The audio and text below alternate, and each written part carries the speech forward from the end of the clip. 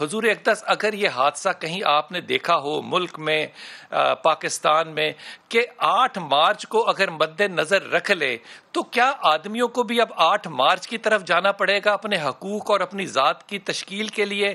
یا آپ کو لگتا ہے کہ آج گھروں میں ماؤں کی یہ توقیر ہے، یہ عظمت ہے، یہ تربیت ہے کہ باپ کو بھی اگر زیادہ نہیں تو اتنی ہی عزت اور توقیر ملے؟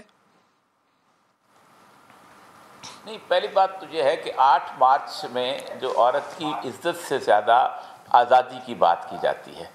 عزت بالکل مختلف سی چیز ہوتی ہے۔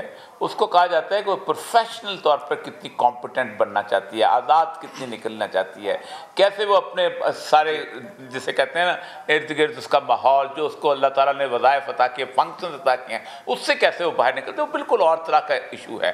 اصل مسئلہ یہ ہے کہ اسلام نے تصور کیا دیا۔ میں حیران ہوتا ہوں کہ کبھی کبھی اسلام کا جو پورے کا پورا اسٹرکچر اس حدیث سے میں جو ابھی آپ کے سامنے پیش کرتا ہوں آپ دیکھیں تو آپ حیران رہتے ہیں کہ اسلام میں ایک سسٹم ایسا بنایا ہے کہ جس میں چیف ایگزیکٹو آفیسر تو مرد ہے لیکن چیف آپریٹنگ آفیسر وہ عورت ہے۔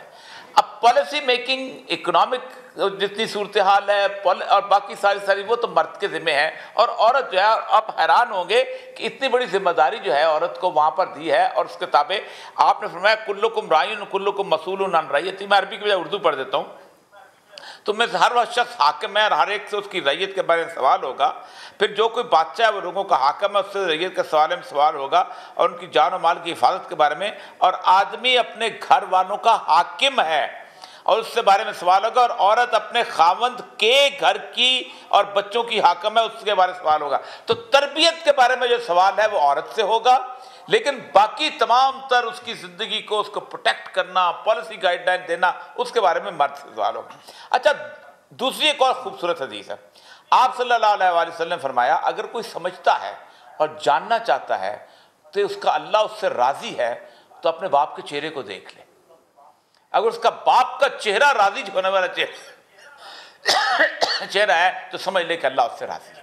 یہ کسی اور شخصیت کے بارے میں نہیں کہا گیا، نہ ماں کے بارے میں کہا گیا، نہ کسی اور۔ اگر وہ اس کے باپ کا چہرہ راضی ہونے والا چہرہ ہے تو سمجھو اللہ اس کا راضی ہے۔ پھر دعا کے بارے میں بھی آپ دیکھیں کہ دعاؤں کے بارے ہم اکثر لکھتے ہیں کہ ماں کی دعا، ماں کی دعا۔ آپ سوچیں کہ والد کی دعا کے بارے میں خاص طور پہ کہا گیا کہ اپنے والد کی دعا لو، اپنے بار بار کہا گیا۔ اور پھر وہ جتنی بھی آیات ہیں قرآن پاک کی جو ہیں، جو بڑی مشہور جو آیت ہم لوگ اکثر پڑھتے ہیں، جس میں اللہ تعالیٰ نے وَقَضَىٰ رَبُّكَ أَلَّا نَعْبُدَ إِلَّا إِيَّاهُ کہ اے اللہ کا فیصلہ آ گیا کہ تم اللہ کے ساتھ کسی کو شرک نہ کرو، وَبِالْوَالِدَيْنِ إِحْسَانًا۔ دونوں کو اللہ نے اکٹھے کیا، والدین، اور ان میں سے کوئی ایک اگر بوڑھا ہو جائے تو پھر ان کے سامنے تم اف تک نہ کرو۔ اللہ نے اتنا بیلنس اسٹرائک کیا ہوا ہے، لیکن اصل مسئلہ یہ ہے کہ بنیادی طور پر واقعی ماں کا مقام اپنی جگہ، اپنی جگہ۔